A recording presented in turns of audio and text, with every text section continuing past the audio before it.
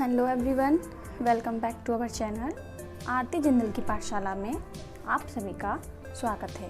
साथियों, आज मैं आपके साथ शेयर करने जा रही हूँ क्लास 3 की कलरव की टीचिंग प्लान, जो कि है बादल किसके काका। आज हम बादल किसके काका यानी कि हमारा 3rd चैप्टर है। आज हम उसका टीचिंग प्लान आपके साथ शेयर करने जा रहे हैं। तो स्टार्ट करते हैं। सबसे पहले हम टीचिंग प्लान बनाने के लिए हम 4 कॉलम ही बनाते हैं, जिसमें फर्स्ट में हम डेट डालते हैं, सेकंड में हम क्लास, थर्ड में हम डालते हैं सब्जेक्ट और फोर्थ में हम डालते हैं टाइम। टाइमिंग हमारी जो रहती है वो 40 मिनट यानी 35 to 40 मिनट्स का हम रखते हैं। अब है हमारी सबसे पहले हम जो भी हम टीचिंग प्लान बनाते हैं उसका सबसे पहले हमें लर्निंग आउटकम ही सोचना पड़ेगा, क्योंकि जो हमारे मॉड्यूल्स हैं उस मॉड्यूल के अनुसार हमें लर्निंग आउटकम पर ही सबसे ज़्यादा फोकस करना है। तो हमारा इस चैप्टर का लर्निंग आउटकम क्या रख सकते हैं कि बच्चे कविता को हाव भाव से सुनाते हैं और प्रतिक्रिया व्यक्त करते हैं। बच्चे मौसम के बारे में जानकारी रखते हैं, साथ ही बच्चे बादल, वर्षा, धूप, सूर्य, चंद्रमा से परिचित हैं। नेक्स्ट है हमारा प्रकरण, यानी कि जो हमारा टॉपिक है वो क्या है, बादल किसके काका, यानी कि जो हमारी ये टीचिंग प्लान है वो बादल किसके काका का है। थर्ड जो हमारा पॉइंट आता है वो है सीखने सिखाने की सामग्री, यानी कि हम इस चैप्टर को बच्चों को सिखाने के लिए क्या क्या मटेरियल यूज़ कर सकते हैं। तो बादल व वर्षा का कोई चित्र हम बना लेंगे। नेक्स्ट हम TLM बनाएंगे, कोई भी TLM हम बना सकते हैं बादल से रिलेटेड। थर्ड हम दीक्षा ऐप पर उपलब्ध सामग्री, यानी कि दीक्षा ऐप के थ्रू हम बच्चों को वीडियोस भी दिखा सकते हैं। फोर्थ हमारा पॉइंट आता है सीखने सिखाने की प्रक्रिया, गतिविधियाँ, यानी कि इसकी क्या प्रोसेस रहेगी, क्या हम एक्टिविटीज़ में रख सकते हैं। तो जो सीखने सिखाने की प्रक्रिया है वो हमारी 3 स्टेप्स में डिवाइड होती है। पहला होता है हमारा शिक्षण के प्रारंभ में, यानी कि शुरुआत में, स्टार्टिंग हम कैसे करेंगे। सेकंड पॉइंट आता है शिक्षण के दौरान। थर्ड पॉइंट आता है शिक्षण के बाद में। तो अब हम सबसे पहले जानते हैं शिक्षण के प्रारंभ में, यानी कि जब हम अपनी क्लास में बच्चों को ये चैप्टर पढ़ाएंगे उससे पहले हम बच्चों से क्या क्या वार्तालाप कर सकते हैं, क्या क्या बच्चों से हम पूछ सकते हैं। इसका जो टाइम मैंने रखा है वो 5 मिनट रखा है, और 5 से 10 मिनट तक इसका टाइम रख सकते हैं। आकलन का तरीका रहेगा बातचीत एवं प्रतिक्रिया, यानी कि हम बच्चों से बातचीत करेंगे और उनकी प्रतिक्रिया देखेंगे कि उनकी प्रतिक्रिया क्या है। तो शिक्षण के प्रारंभ में मैंने क्या रखा है, शिक्षिका बच्चों से सूर्य, चंद्रमा, वर्षा, बादल, धूप आदि के बारे में चर्चा करेंगी, क्योंकि जब हम चैप्टर का ही नाम हमारा बादल किसके काका, तो बच्चे मोस्टली बादलों के बारे में, धूप, सूर्य के बारे में जानते हैं और उससे संबंधित हम प्रश्न भी पूछेंगे। जैसे पहला हम प्रश्न बच्चों से पूछ सकते हैं, मौसम कौन कौन से होते हैं। बच्चे बता सकते हैं कि कभी वर्षा होती है, कभी ठंड पड़ती है, कभी गर्मी, तो उस तरीके से। सेकंड प्रश्न हम पूछेंगे, दिन में क्या निकलता है। थर्ड रहेगा रात में क्या निकलता है। फोर्थ रहेगा सूर्य और चंद्रमा कहाँ दिखाई देते हैं। इस तरीके से हम बच्चों के लिए शिक्षण के प्रारंभ की शुरुआत करेंगे। इसके बाद हमारा जब हम शिक्षण के दौरान करेंगे तो सबसे पहले हम बच्चों को क्या करेंगे कि शिक्षिका TLM के साथ, ये इसका टाइम हमने 15 मिनट रखा है, और आकलन का तरीका रखा है प्रतिक्रिया एवं सहभागिता, यानी कि जब हम बच्चों को पढ़ाने चाहें तो उसमें बच्चों की सहभागिता होना बहुत ज़रूरी है।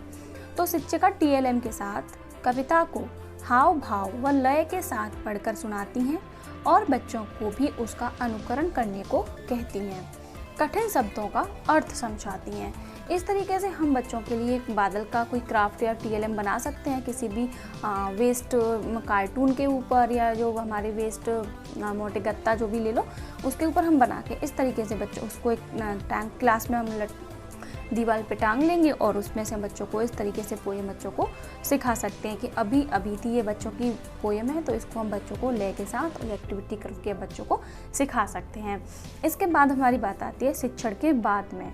जब हम बच्चों को पूरी पोएम पढ़ा देंगे, उसको समझा देंगे, तो उसके बाद हम क्या करेंगे, शिक्षिका छात्रों से कविता से संबंधित प्रश्न पूछती हैं, यानी कि अब बच्चों को हमने पोएम तो पढ़ा दी, तो उससे रिलेटेड हम बच्चों से क्या पूछेंगे, प्रश्न पूछेंगे। तो इसका जो आकलन का तरीका रहेगा वो रहेगा प्रश्नोत्तर एवं प्रतिक्रिया। कविता में किस मौसम का वर्णन किया गया है? तो बच्चे बता सकते हैं कि जब बारिश हो रही है तो कौन सा मौसम है? बरसात का मौसम है। सूरज क्यों नहीं दिखाई दे रहा है?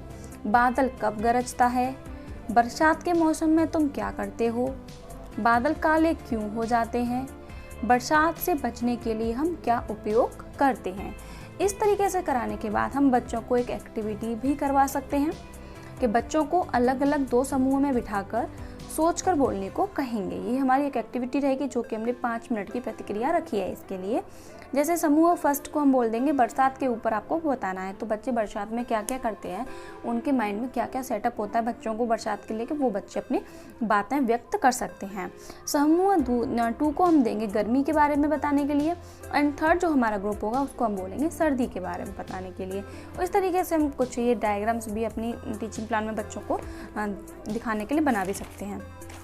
इसके बाद आती है हमारी असाइनमेंट, गृह कार्य, होमवर्क। हम बच्चों को क्या देंगे? जब हमारा पूरा चैप्टर फिनिश हो जाएगा उसके बाद होमवर्क देना बहुत ज़रूरी होता है, क्योंकि जब तक हम बच्चे को होमवर्क नहीं देंगे बच्चा उसको रिवीजन नहीं करेगा।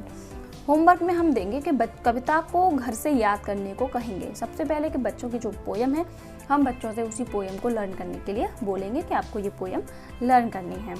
सेकंड है कि बरसात पर अपने विचार लिखकर लाने को कहेंगे। हम बच्चों को बोल सकते हैं कि आप बरसात के मौसम में क्या क्या करते हो, आपको बरसात कैसी लगती है, ये सारी चीज़ें आप अपने ही शब्दों में कॉपी पर लिख कर लाएंगे। थर्ड है बरसात के लाभ व हानि लिखकर लाने को कहेंगे। बच्चों से बोल सकते हैं कि गांव में तो अक्सर क्या होता है कि बच्चों को पता होता है कि ज़्यादा बारिश होने से फसल खराब हो गई या कम बारिश हुई तो फसल हुई ही नहीं अच्छी। तो उस तरीके से बरसात के क्या लाभ हैं क्या हानि है वो हम बच्चों को उनकी कॉपी पर लिख कर लाने के लिए बोल सकते हैं। नेक्स्ट हमारा जो लास्ट पॉइंट है वो आता है हमारा शिक्षक की आगामी योजना। जब बच्चों को हम ये सब कुछ पढ़ा देंगे तो नेक्स्ट हमारी योजना क्या रहेगी। कभी कभी क्या होता है कि किसी चैप्टर को बस समझने में बच्चों को डिफ़िकल्ट होता है, तो हम बच्चों को उसको हम किस तरीके से समझा सकते हैं उसके लिए हमें एक अलग से नेक्स्ट अपनी योजना तैयार करनी पड़ती है। तो बच्चों से पूरे पाठ पर चर्चा करेंगे और यदि कोई कठिनाई आती है तो अगली शिक्षण योजना बनाकर उसका समाधान करने को कहेंगे तथा विस्तार से समझाएंगे। इसके लिए हमारी जो नेक्स्ट हमारी इसी बुक में पोयम थी इसको भी हम बच्चों को याद करा सकते हैं, जो थी अम्मा जरा देख तो ऊपर चले आ रहे हैं बादल। ये भी हमारी बादलों वाली ही पोयम है, तो हम ये वाली पोयम भी बच्चों को लर्न करा सकते हैं। तो ये हमारी क्लास 3 की कलरव की जो योजना थी। आई होप आपको मेरी ये शिक्षण योजना पसंद आई होगी। अगर आपको ये पसंद आई हो तो प्लीज़ वीडियो को लाइक करें, चैनल को सब्सक्राइब करना ना भूलें। धन्यवाद।